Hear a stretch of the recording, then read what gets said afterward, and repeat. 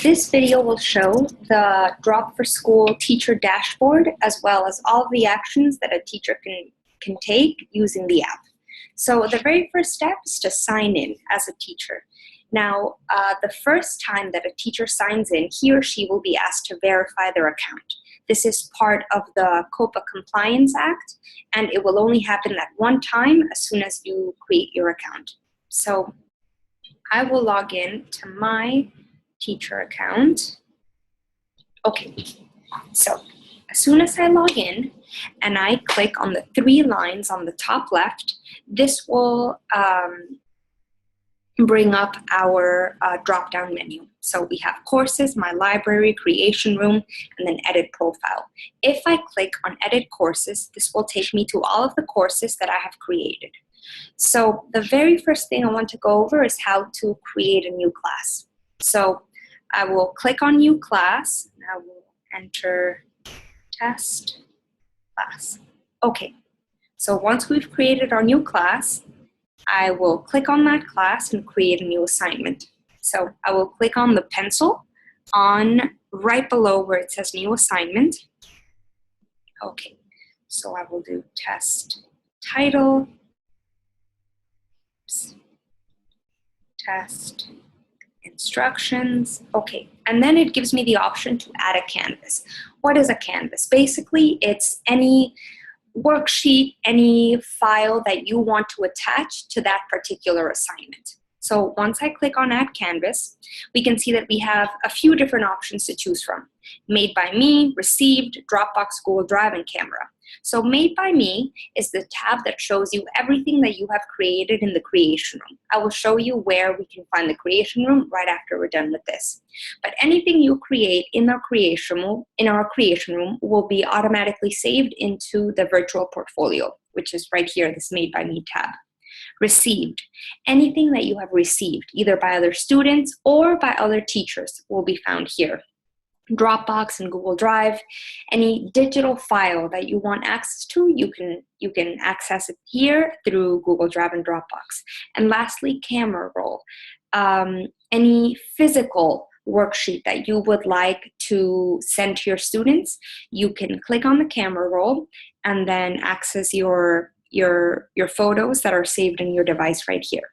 But in this case, let's go to Google Drive and let's see, since we are in science, I will pick this one, common chemical compounds.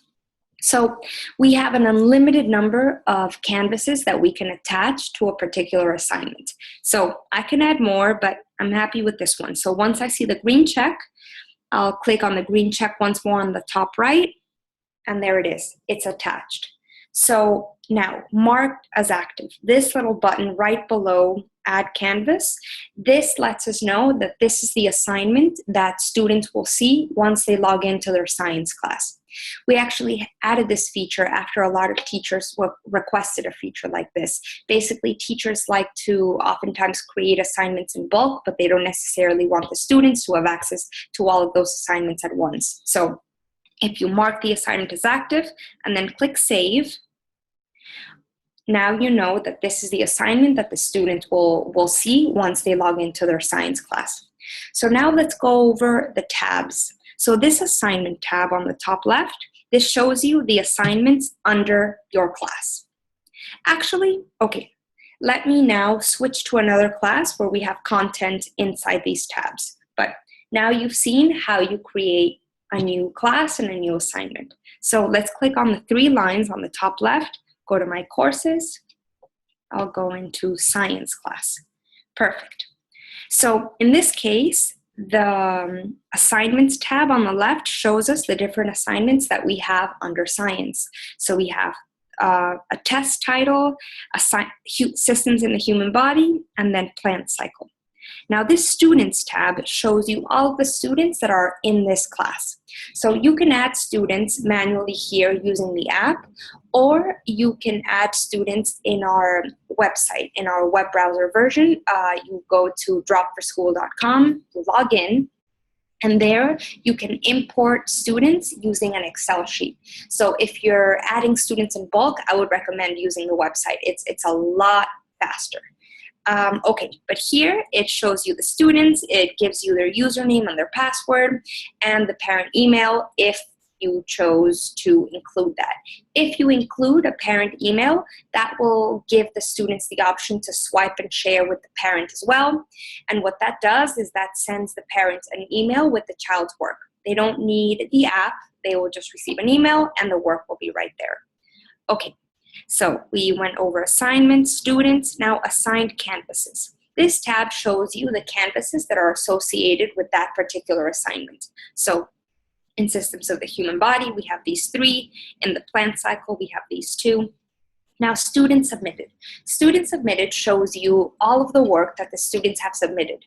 Now, one of the great things about Drawp is that it organizes everything for the teacher by student, by class, and by assignment. So in this case, we can see that Jed Horn, this little blue dot, lets us know that we have a new assignment waiting. It's a notification. So in this case, we can see that Jed Horn submitted something for the plant cycle assignment under your science class. So if we click on Jed Horn, this shows us all of the assignments that he has submitted under science class. So if we click on this one, for example, so it shows us an enlarged view of the canvas that he submitted to you. If we click on activity on the bottom right, this will pull up pretty much the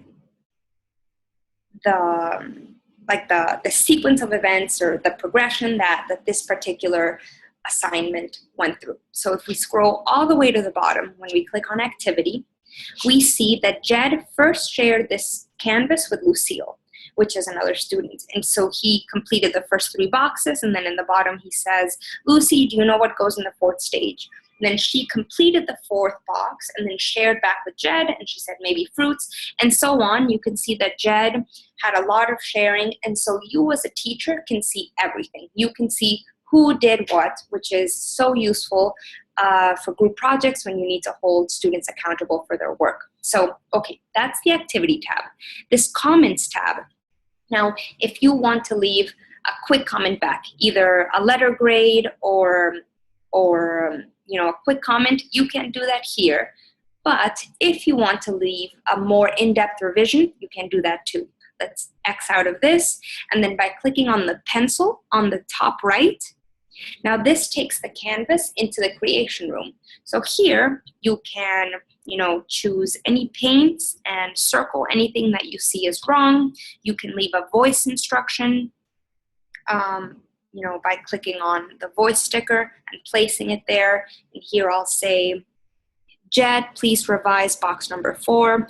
Any sort of revision that you want to leave, you can do that here. And then when you're done and you're ready to share back with the student, you click share, and then we'll do student. This was in our science class, and it was Jed.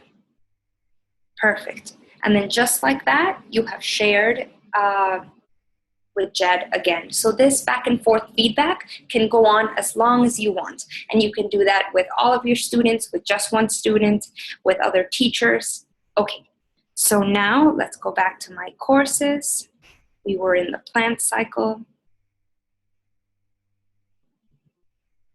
Okay, so we went over assigned canvases, students submitted, and now this Others tab. This Others tab shows you everything else. What do I mean by everything else? If a student created something and then deleted it, you can see what he deleted. If a student shared with another student but didn't share with you, you can see that too. Any sort of movement that happens with the assignment, with any student, you can see there's complete transparency. So this is what this Others tab shows you.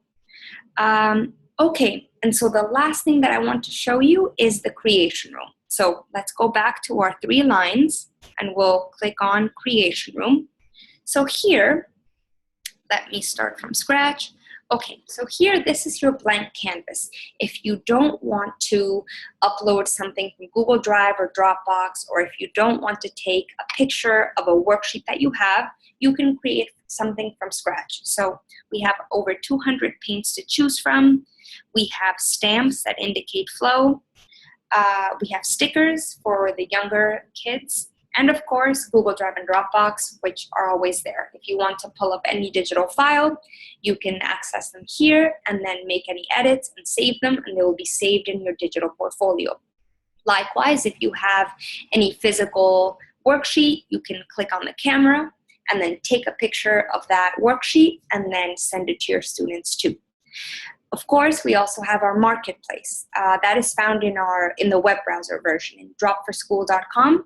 And there, teachers also have access to free and paid content made by third-party providers, and it's Common Core aligned. You can filter by subject, by grade level, tons of options. So that is it for the demo. Thank you so much for your time. Okay. Thank you.